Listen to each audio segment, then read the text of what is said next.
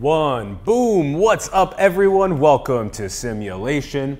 We have an exciting episode tonight. We are going to be talking about mysticism, and we have a great guest to feature for that topic, Jessica Ann Hutwelker. Hi. Thanks for coming on the show and joining us. Really appreciate it. So appreciate being here. Yes, this is going to be a lot of fun. We have a lot to unpack. There's a tremendous amount of information around the subject, and it is important to make it relatable, and a lot of it's supposed to be, subjective for each individual. So, all right, so let's start first by talking about this, which is nuts, because I think a lot of people are starting to see that there's being a big transition of people away from corporate America following their sole purpose. And so let's at least start with this. 20 years in corporate America, it's a very long time, and there's good in that, but there's more in the sole purpose. So let's talk about the transition, what led you to that point. Ooh, yeah. It really kind of started when my mother passed away. I was 24, and she had pancreatic cancer. And the last 7 weeks of her life, I was with her, taking care of her every day, helping out around the house. And the day that she finally crossed over and went back, her spirit came to me. And the first time she came to me twice that day. And I heard her. She went, "Jessie, Jessie." And I was so exhausted that I fell asleep. And then later that night, she came a second time. "Jessie, Jessie." And I was too scared to open my eyes. This thing that I wanted so much, and I reflected on that moment so many times, that I just really, really wish I could have seen her, had that closure, had that confirmation. And I didn't. I was too scared. And there's 2 regrets in my life, and that is one of them. I have not regretted anything else but that I wasn't brave enough to open my eyes. And what's been really remarkable is that in those moments of greatest pain and deepest grief are the catalysts for me of what's become my greatest gift and joy. So by being so scared, not having that bravery pushed me to be brave in so much of my life that got me to this moment that I'm at now. So when she passed, I had nothing. My car had died. I didn't have a place to live. I didn't have a job. I had nothing. And one of my uncles was in Florida and said, "Hey, this company I'm working for is looking for someone. You can come live with me, ride into work with me." He was a godsend, truly, to help me get on my feet. But I remember being at his place in my bed, sobbing because I was like, I know I'm meant to do something more.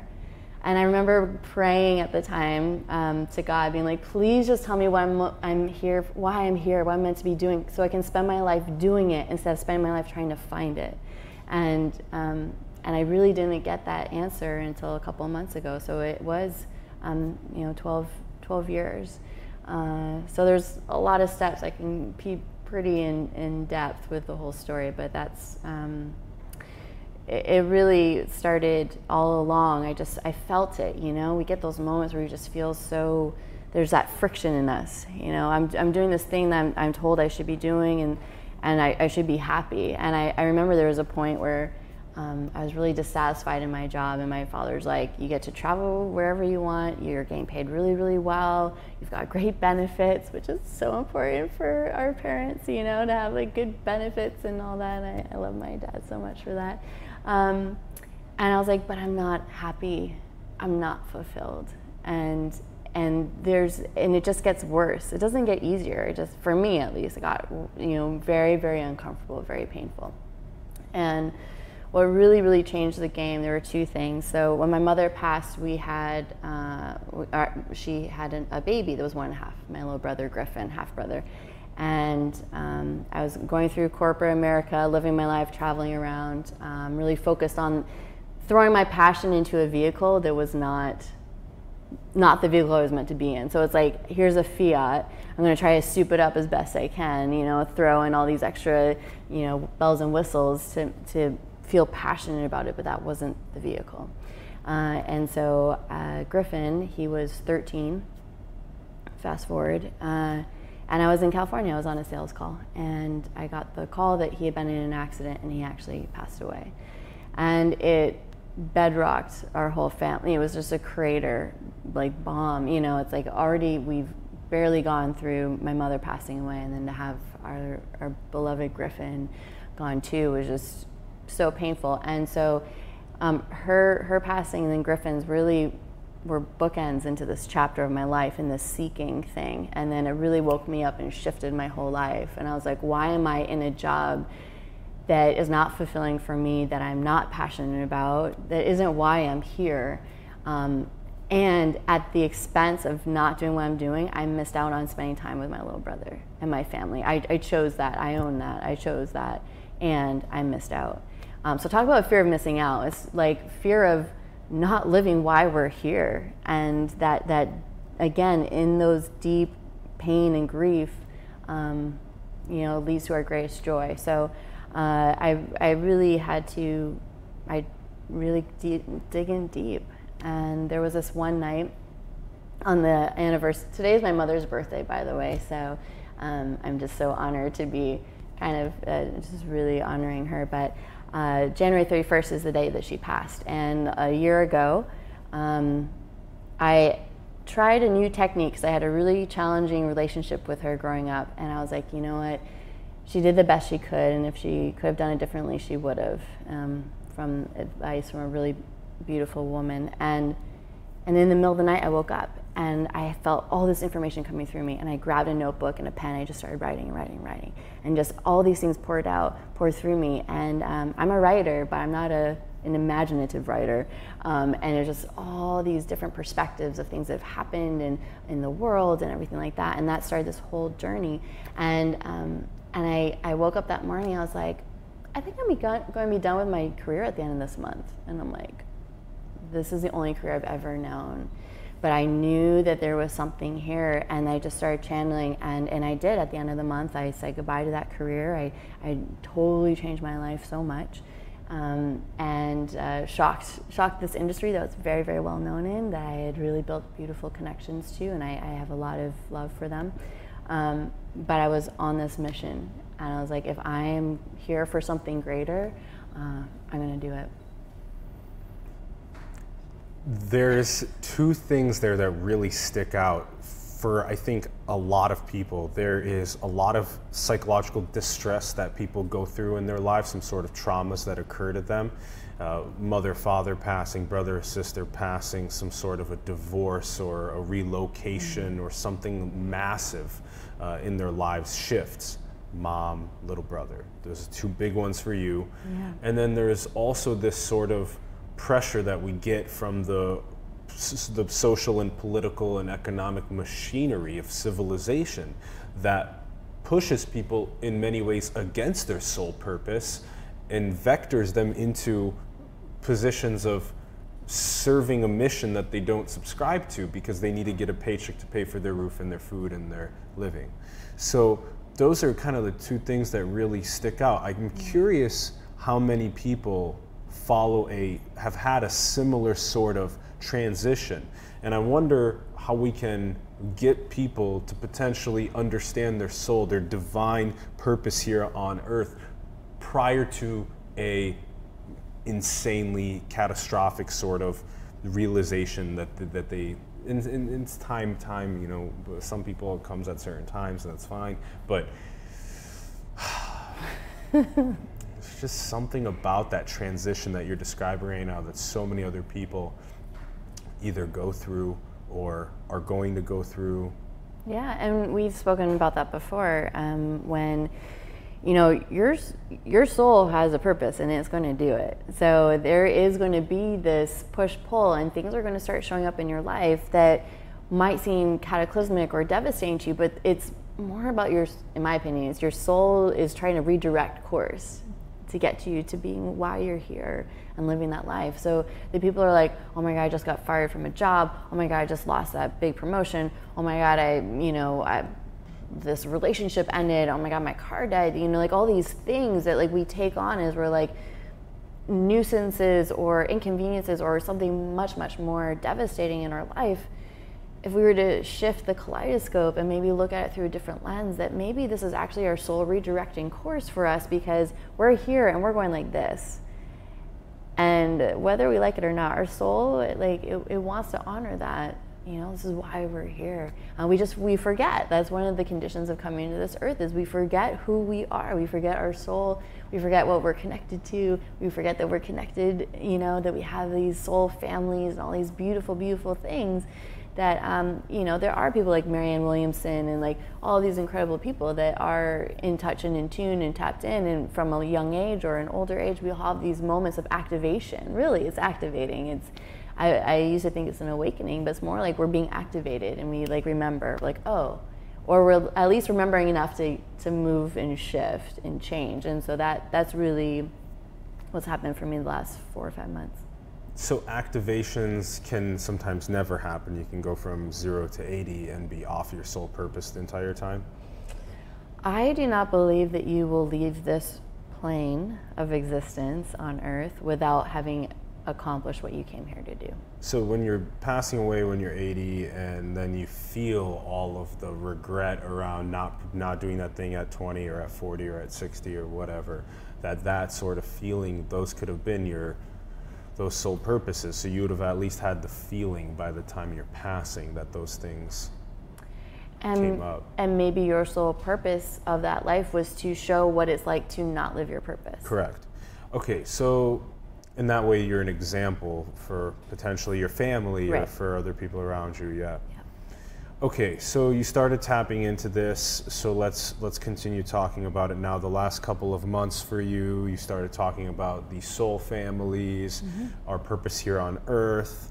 So let's start unpacking that a little bit more. So the sort of interconnectedness of everything, and this, just continue rolling where you were going, because I wanna see how you choose to unpack the complexity of the last couple of months for you, because it's been in a crazy period of time for you. Yeah.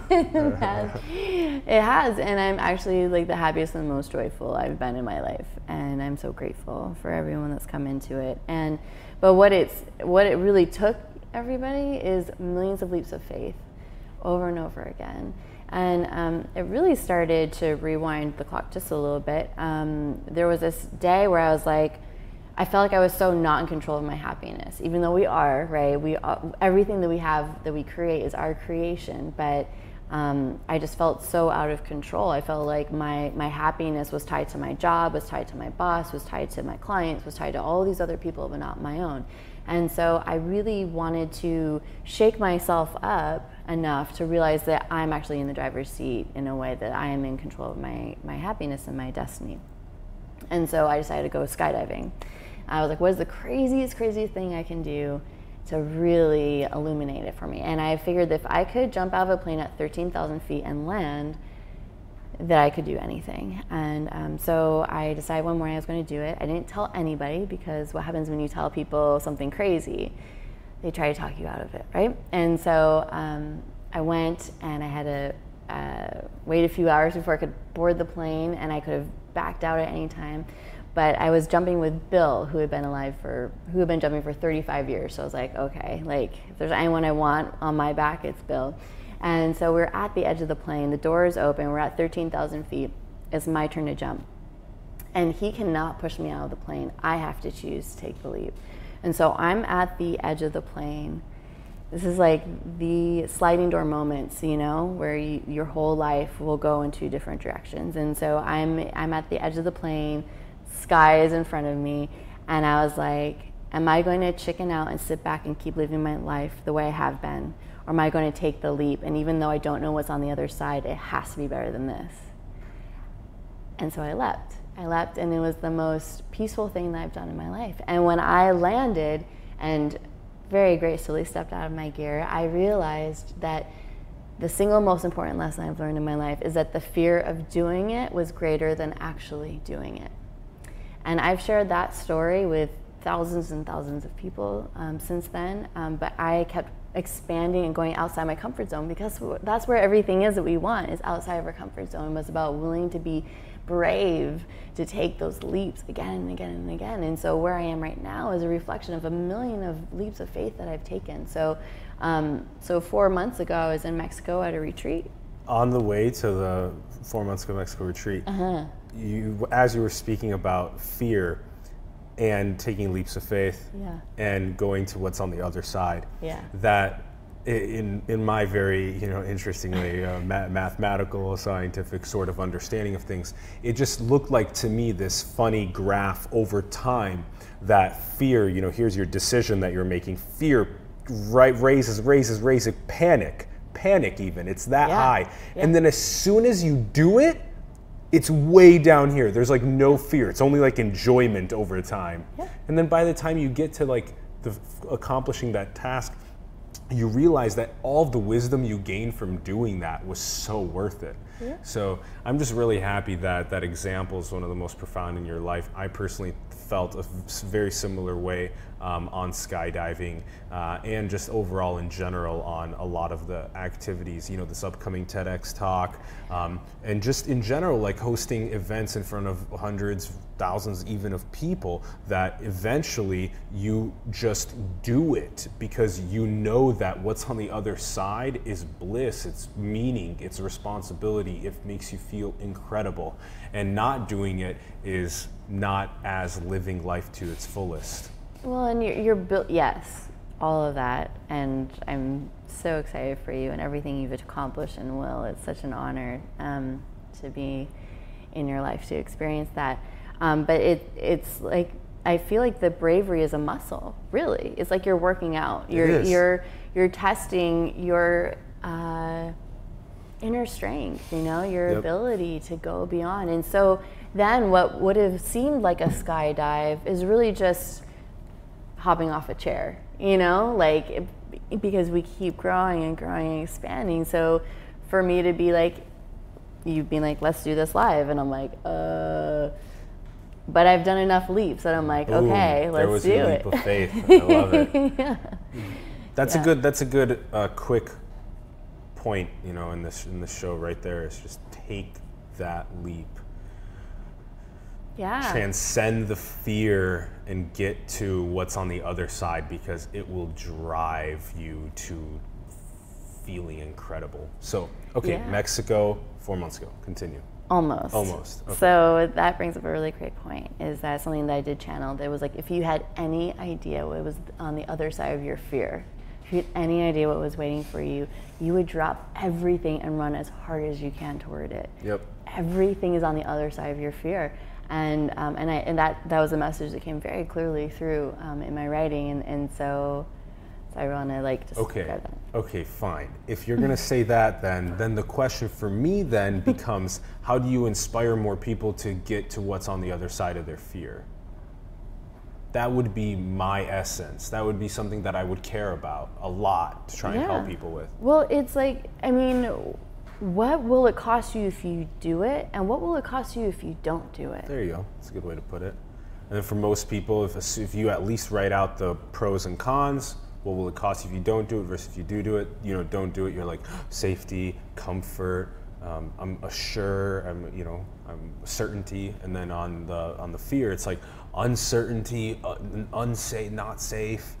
The unknown. And then the interesting thing is, you can bias your own pro and con list, because on the pro list could be, self-actualization, transcending fear, love of that activity, moving forward with my life with abundance, and versus the other side. So you can bias your own list, but I like where we went with that.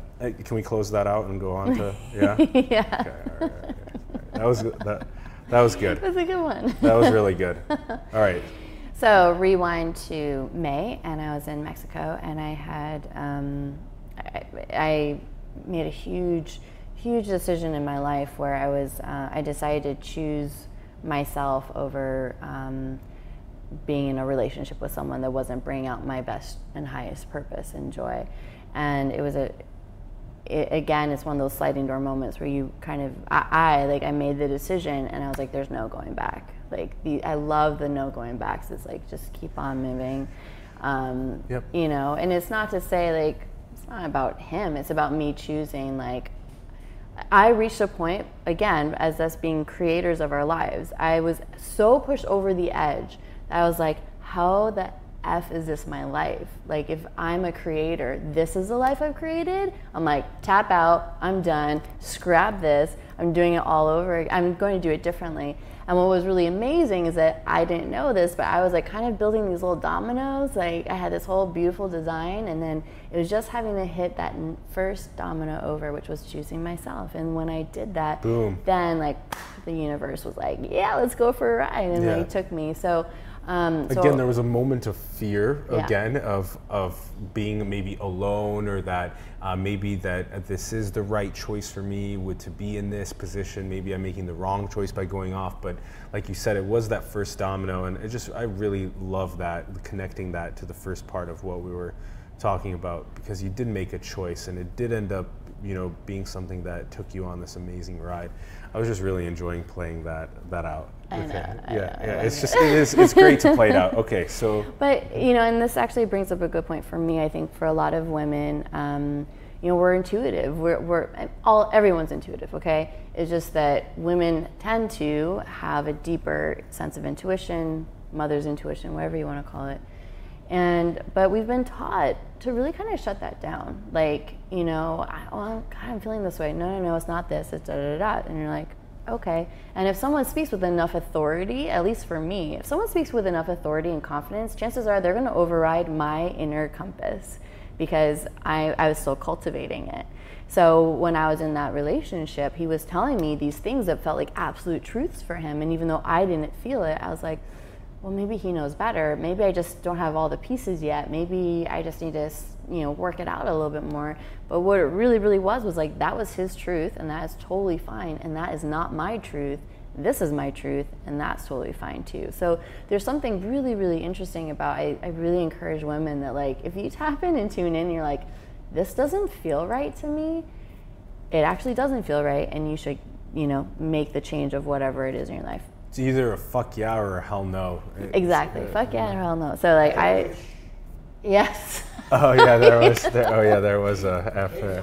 That's right.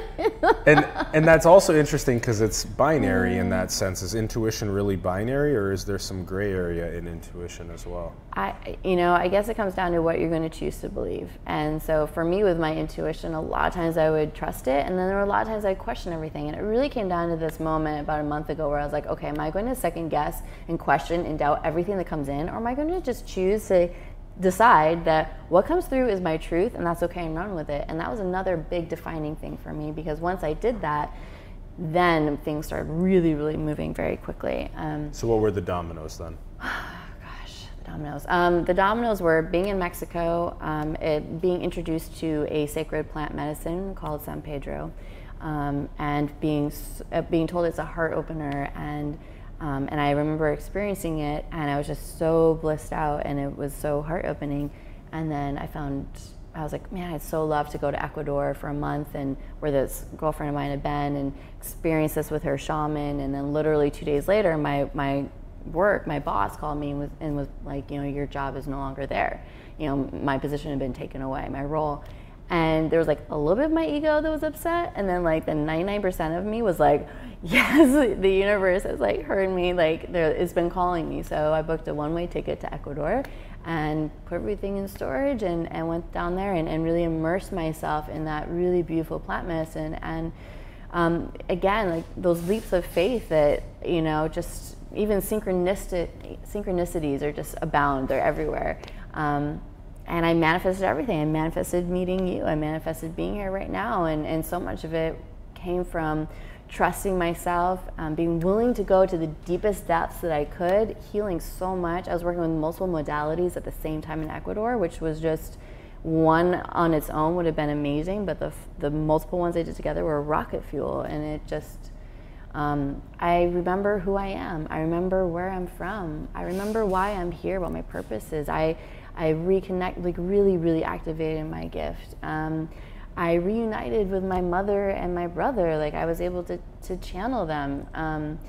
in such beautiful ways. And for me to be a mystic and to channel and to help people and to provide them just so many answers for what drives them, what keeps them up at night, what makes them desperate in the day, what makes them striving and searching for all these things. It's like, you know, they're seeking out, but it's like, what if we try to pull it down and gave you some different insight from people that love you, from the universe that absolutely believes in you, from your higher self, from your soul, like all of those things. So I feel so honored and privileged, and also that channeling ability did not wake up in me until my mother had passed away. And I didn't know that until my little brother, until I channeled him a couple weeks ago and he reminded me of that. So it's a hugely beautiful, beautiful story about the power of love and what our family members are willing to do for us so that we go and do what we're here to do on our path. Okay, so we have a couple of these dominoes are all, you know, rolling, and sacred plant medicine of San Pedro, and from Mexico to Ecuador, then to California. Yeah. So, so let's talk about what you've now been tuning into, what you've been feeling, what you've been experiencing. You've been using this word channeling. Let's explain what that is. Yes. So if you think about driving in the car and you've got the FM radio on, you're trying to find a station and you're doing the tuning. So you're tuning along and it's like, da da da da da, you know, like you find these different stations where you can kind of get a clear signal. And that's how it is in my understanding for me, is that if you think about, I believe that it's like I'm a transmitter. So it's like there's all these signals going on in the universe and I'm tuned in on a certain level, and then I can get those signals down and then I can speak it, or I can write it, or I can embody it, you know, whatever it is. And so I didn't realize that how it started until Griffin reminded me a couple weeks ago, was that when he was little, again, he was 1.5 when my mother passed, and a psychic had told me that when he looked into my eyes, he would see my mother. So ever since he was little, I would pull him up onto my lap, and I would really try to feel my mother as I was speaking to him and saying like how proud I am of you and how amazing you are and what a beautiful boy you are and such a beautiful heart and all of these things. And that was me starting to activate that channel. Was by doing that with him. And then several years later I was using with a pendulum, which is a divination tool. I was doing that, and then years later, that's when I had the big wake up moment in the middle of the night and writing, you know. So it took on different forms and different depths and levels over time. All right, so let's stick with the transmitter analogy. So you are taking in what signal through you? What is the signal? Is the signal all that is that the kind of the fabric of existence, everything in our three-dimensional reality plus what's outside of the three-dimensional reality? Yeah, so from my understanding right now, because I'm, you know, ramping it up quite a bit, I can channel, well, it depends on who wants to come through, one. So there are times where I'll open my laptop, I'll take a few deep breaths, you know, and then it shifts and I just feel this information that comes through my head and I just start writing. And so that could be an angel, that could be my mother, that could be Prime Creator, that could be Divine Feminine, that could be my dog Sparky. I don't know why, I guess he suddenly wants to be here right now, my former dog.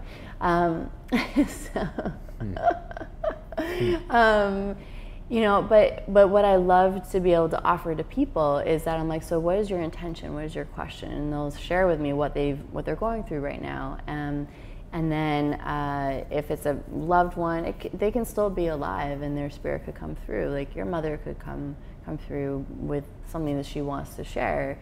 And she has a lot of things that she likes to express. And then there's, you know, other people that are just kind of like open, like kind kind of like dealer's choice in a way, and it's like, and then I invite whatever the strongest, purest thing is to come through. So I've been working really, really hard, because the big thing is about being able to be as pure of a channel as I can, and understand that I'm human and I have ego, and it's so understanding that and accepting that. Yep.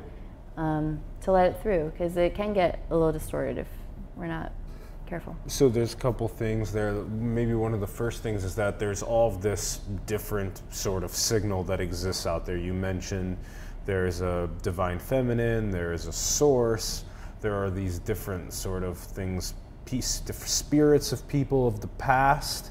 Your own higher self. Your own higher self. Yeah. So all of these signals exist. So Yeah.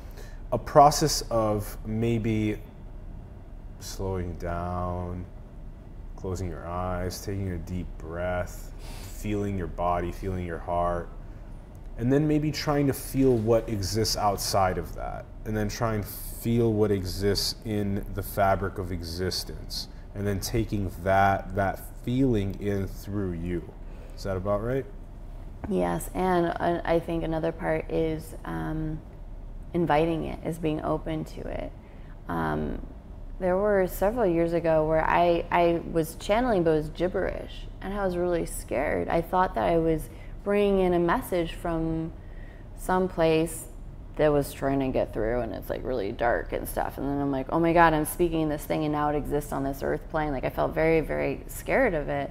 I didn't have people really showing me or explaining things, and it wasn't until years later that I found, the higher your vibration is, the chances of something really, it's something darker or more nefarious coming in, it's very, in my opinion, very low. But it's when we aren't aware. It's, Ron and I earlier before we started were talking about Ouija boards, and I was like, they need to be burned. Like, those are true portals that when people aren't aware of what they're actually opening and unlocking, it can create some difficulties in your life.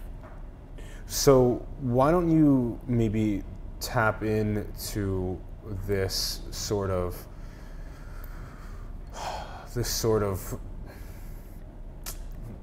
we'll get to doing an actual channel. Yeah. And maybe as we get to that, I think we maybe still need to just get a little bit more description of this, I think, with words. I know this is ridiculous, trying to use words to describe feeling and subjective experiences is very difficult. But, okay, so there is a slowing down of the body, the slowing down of the mind, the tapping into the body, and then the feeling of what exists outside of the body in the all that is, all that is, including what is in the third dimension plus what is in the dimension outside of that, which we are still trying to understand with this very limited perception system that we have. And so we are able to get to that point of understanding what is outside of the perception system, but it's a skill. We were talking about courage being something that has to be trained over time like a muscle. Well, it's the same thing with this skill. It has to be trained over time like a muscle on a daily practice. People that meditate a lot, in many times say that they feel divine. They feel divine when they're really, really deep in their meditation. And it is whatever is happening for them in their subjective experience, for me, it was an incredible amount of energy coming through my body from the top, through the mind, through the root, through the bottom, and it was just incredible what I was feeling. So that sort of feeling of what is potential that we can get to if we train that muscle, which we are definitely not training children in the normal system, education system, to be aware of. We barely even train emotional intelligence, let alone meditation and spirituality and intuition. So did that hit a good amount of the spirituality, mysticism? Yeah, so a concept that I've shared before is that, like, there's so many ways up the mountain, right? So it can be through meditation, breath work, it can be through yoga, whatever, religion, whatever it is, up to the top of the mountain of, our higher being, our higher self, you know, whatever it is that we're seeking. There's a lot of ways up the mountain. For me, I want the fastest, most efficient way, and I want it to be with people that have climbed up and down it 100 times and just did it yesterday. So for me, in my experience, working with San Pedro really got me up to the top of them, or I don't know if I'm at the top, but it got me up there much, much faster. I agree. Use of psychedelics, practice of meditation, transcending ego. These have been massive. That's like the guy that you jumped with on your skydive that had 35 years of experience. Yeah.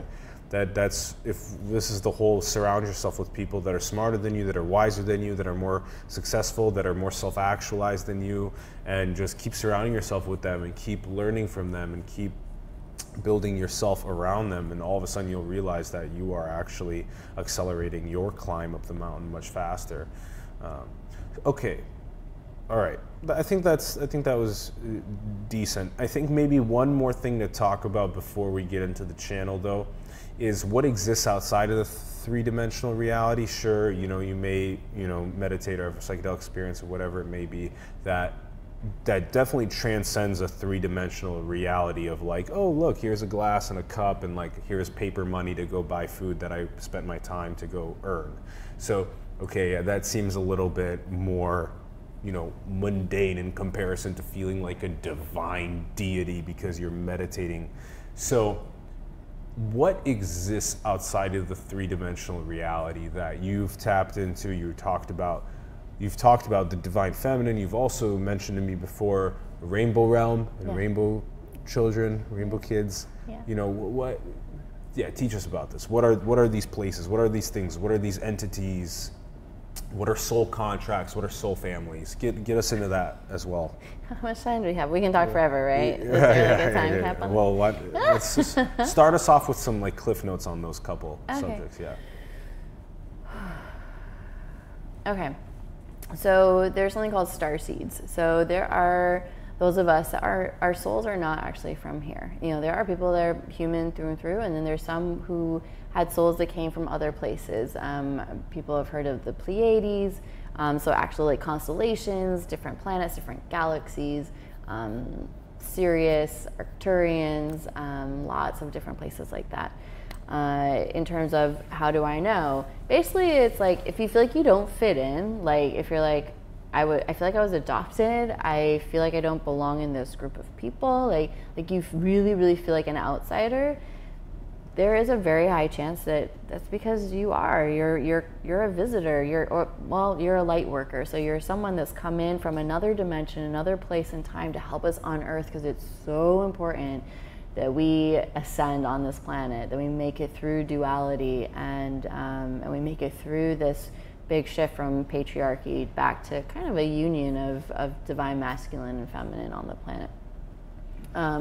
So we all come here with agreement. So before we're born, we are in another dimension, and you and I met and we're like, hey, so we're gonna go do this thing on Earth. And we're like, okay, cool, awesome. And then these other people are like, hey, I'm gonna do this. I'm gonna break your heart. Awesome. I'm gonna do this. I'm gonna really hurt you. Okay, awesome. And we're all doing it for love, for us to have that lesson here, to get to where we're meant to be doing the things we're here to do. So we have all of these contracts with our parents. Like, you know, there's only love up there. There is nothing else beyond this. There's only love. We are all connected. We're all one. We're all unity. And then we agree to show up as different elements and aspects. So there's some people that have had many, many lifetimes together, not just on this planet, but in other dimensions and existences, that come together at this time to do this thing right now. And so it's really okay. Let's go a little bit off that. Okay. So starseeds. Yeah. So there are different star systems and stars and galaxies that are outside of our solar system that have.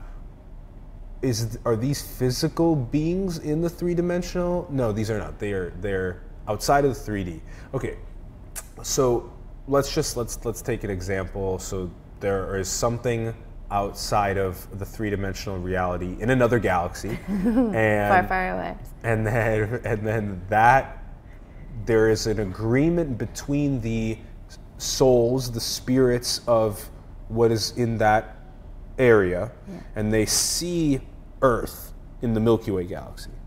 And they're like, wow, that place is really important for us to go do light work at that place. And then they make an agreement that, okay, I'm gonna do this, you're gonna do that, you wanna do that, okay, cool. And then they make an agreement that they're gonna go and seed themselves, seed their soul through a conscious human. And that way they can go and bring their light work to Earth. When they look and they see someone else that is also potentially a light worker, they can see him. You can potentially see if someone is human. You were saying there's a difference between someone being just human and someone being a light worker, or someone being a starseed. So someone could, their soul could not have come from a different galaxy. Their soul could just be normally evolved on Earth as well.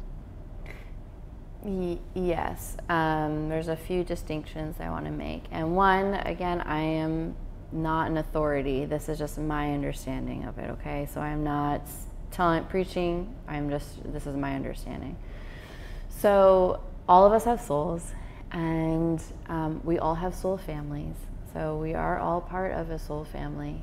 It's usually about 150 people that we've had multiple lifetimes through in our past lives. And I think I told you this last time, but that's the same thing as the Dunbar number, the amount of relationships that you can hold with at least the human cognitive ability, which is actually very interesting that that's also the soul family number. It's just very interesting.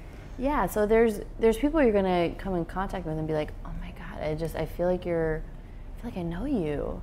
I feel like I feel like this deeper connection it's like as soon as you see them, as soon as you saw me, you're like, there's something, you know, like you know it. And then there's the whole confusion of it is like, okay, are we like brother and sister? Like, what is this thing? But you feel like this deeper connection. So there's very many people that I've met where I'm like, you feel like a mother to me. Like, I know you're younger than me, but I feel like you're my mom, or like, you know, all these different things. So thank you, Ronnie. Chances are when you hear that, you're part of the soul family, or feel that. When you feel that, you're part of a soul family.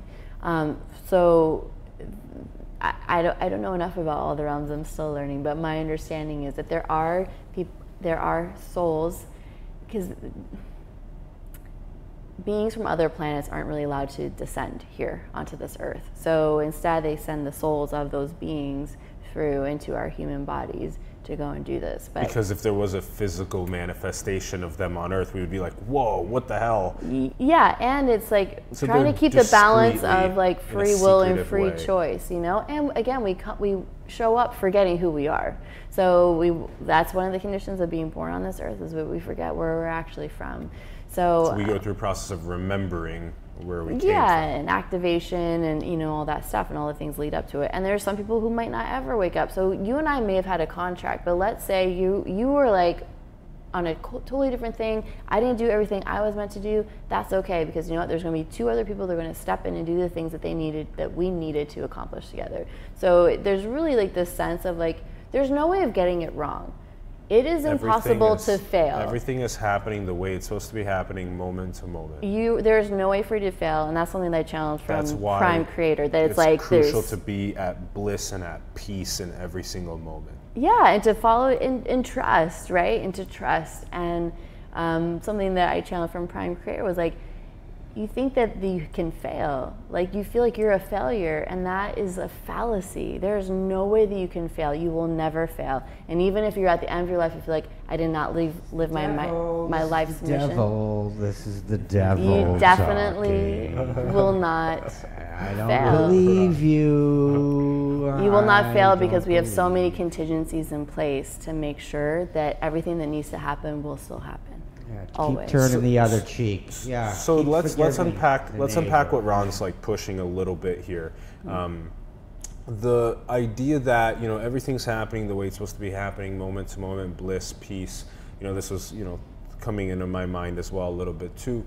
Is that there is this, you know, we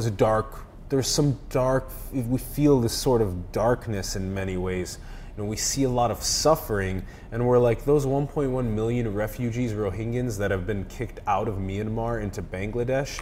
That's God. That's God's will. Exactly. No, Forget about it. that's Be human grateful will. for the good things in your life, and don't worry about it. Pay no attention to that man behind the curtain. But yes, and it's free will and free choice. There is no intercession. We are here to play out this amazing science experiment of what would happen if everyone forgot.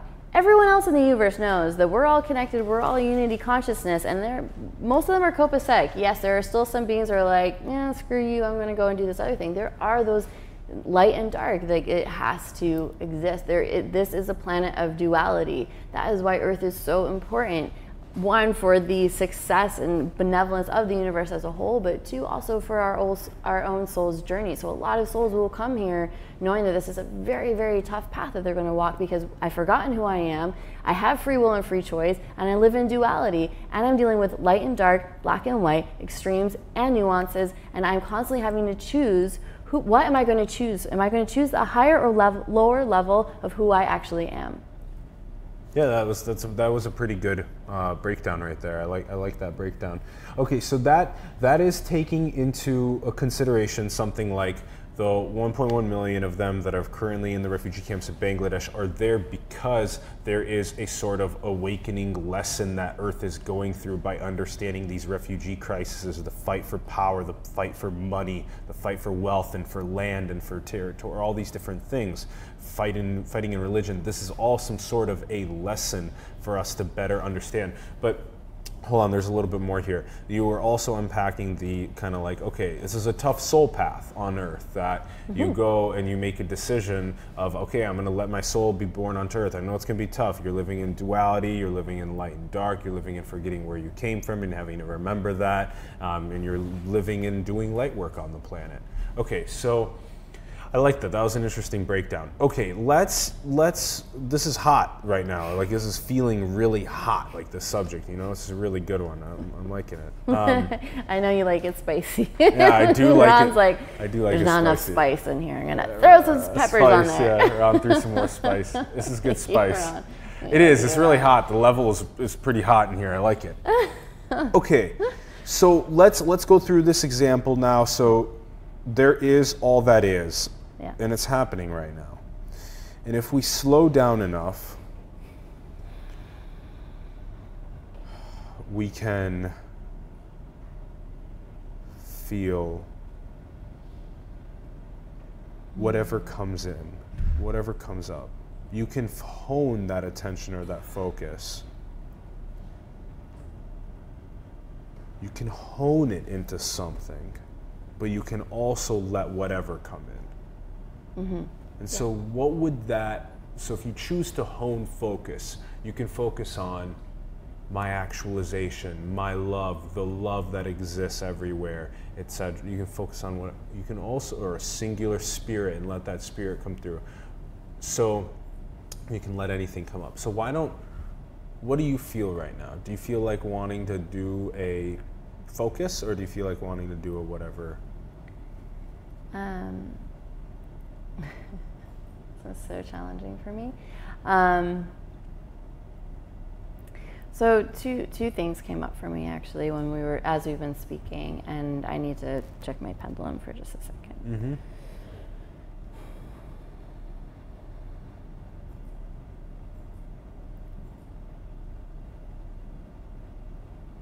Okay, so the two that I thought, they're like, it's not biggie. So how about what you're feeling? Do you feel like you have a focused question you'd like to ask, or would you like to see what would like to come and speak?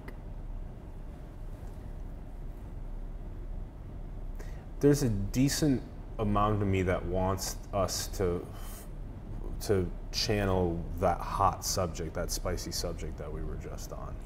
Yeah, and I also feel like that could be a whole episode in and of itself. So then let's just do what's coming up. Well, and I'm happy to do that. I mean, we can, and then Yeah, you know, like yeah. I'm happy to do that because I know that there's also been things that you've questioned and I've offered to do. Like we're just what we're doing is we're trying to make mysticism relatable, and that in itself is not a mysticism in 30 seconds. Yeah. Okay. Well, okay. Who wants to come through? All right. So, okay. So Mother Earth would love to come in. Gaia. Pachamama. She goes by a lot of names. Mm-hmm. She would love to come in. So, I'm just going to tap in.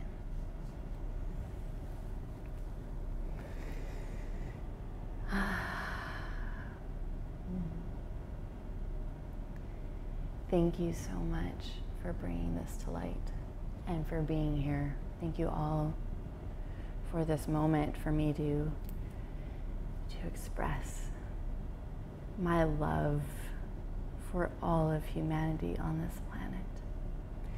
And for you to understand that everything that is on this earth has been created for you, for the thriving, for the abundance, for the love, for the joy, for you as humans.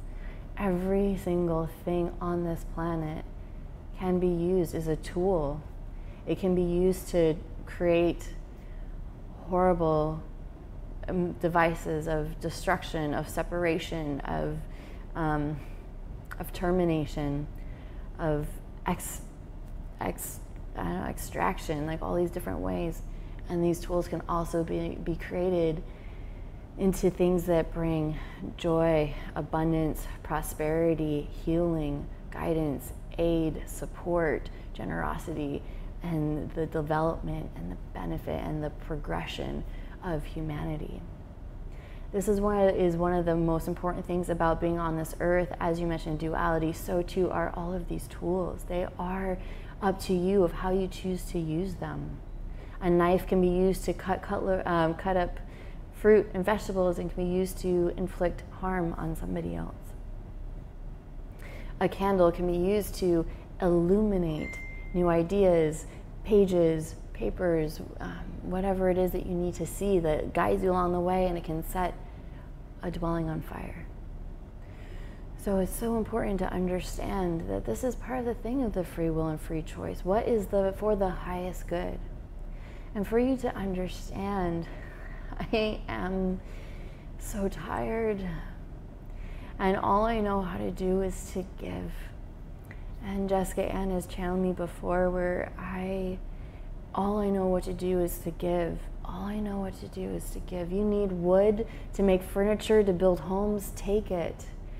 You need wood to, through the Amazon, if that's what it needs, even though it devastates me, take it. If you want to reforest, to replenish me, please do. Understand that everything does have a result. It doesn't have to be, you can see it however way you want.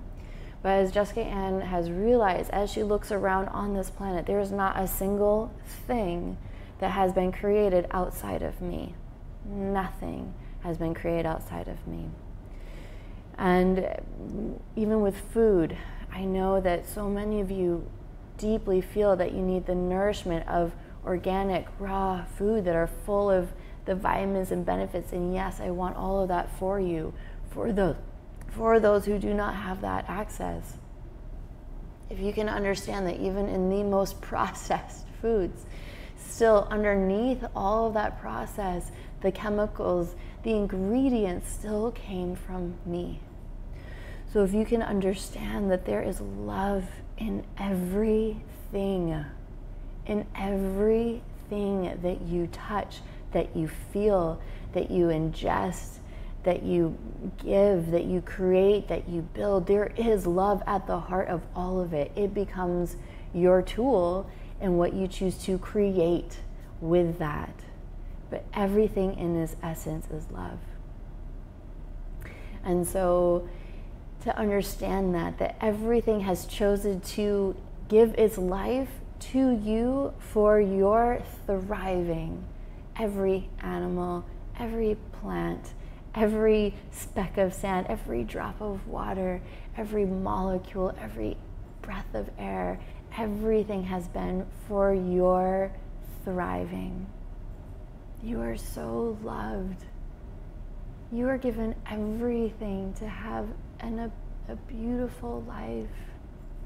And I love when people take their feet off, or take their shoes off of their feet and plant it in this earth and feel my radiance, feel my vibration, feel my love for them. Everything is connected, everything. And I know there's so much separation right now. And that is where you are in this world. And yet more and more of you in this extremeness that is so outside of what is resonant and what is true and what feels good and what feels pure and what feels right to you, that it is calling that within you to stand up to that which you might not have done before. You may not have done that before. Patriarchy has been around for thousands of years. Devastation has been around for thousands of years. Warfare has been around for thousands of years. This is not a new story. This has been around, and yet there are the people, especially the healers, especially the light workers, that have been on this earth for lifetimes and have sacrificed for all to get to this moment in time where they can stand up. They have built their muscles over lifetimes to be here and do the work that will ascend us, that will heal this planet. And so it is a calling to all of you that feel that inside of you, that I am meant to do more. Yes, you are. That's why you're here. Yes, you are. You are meant to do more. And for what it looks like is what brings you the most joy, what lights you up the most. And Jessica Ann is a reflection of that. She knows that she could channel every day for the rest of her life and bring her joy, even in the face of friends turning their back on her, even in the face of her family disagreeing with her, if that's their call, if that's how they feel, even in the face of whatever, she will still continue to show up because she is a brave heart, and that is why she is here. And she is here to teach all of you also, if you choose, how to be brave. This is not a time to be scared. This is not the time to cower in fear. This is also not the time to be angry and throwing and hurling anger out at that which is causing the greatest contrast in order for you to rise up and be why you are here.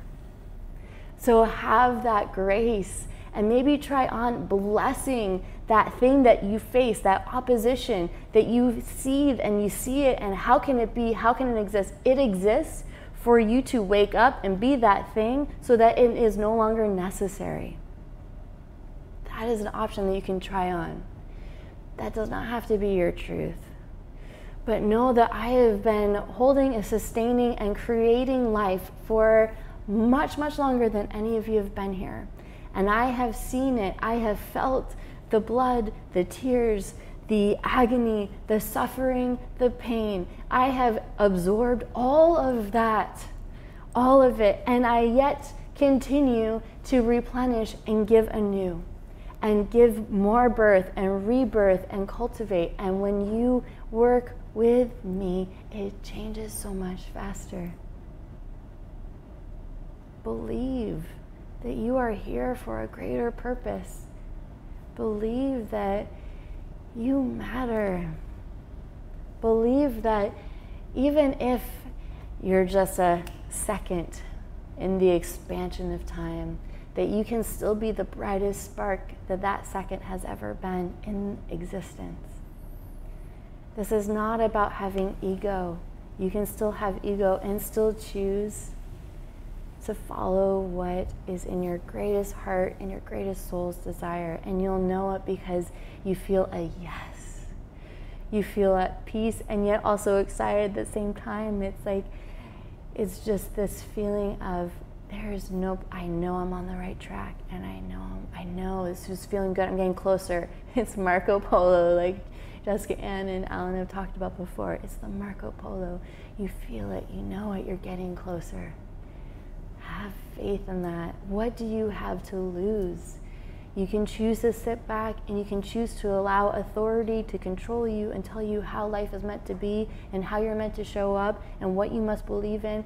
Or you can choose to tune inward and look outward and pull that into you and move in that direction of your life. I bless you all. Please know that every time you sit down, whatever food it is that you're looking at, whatever you're about to ingest, know that my love is in that and that will sustain you. Know the power of that love and allow it to fill up all of the cells of your being. I love you.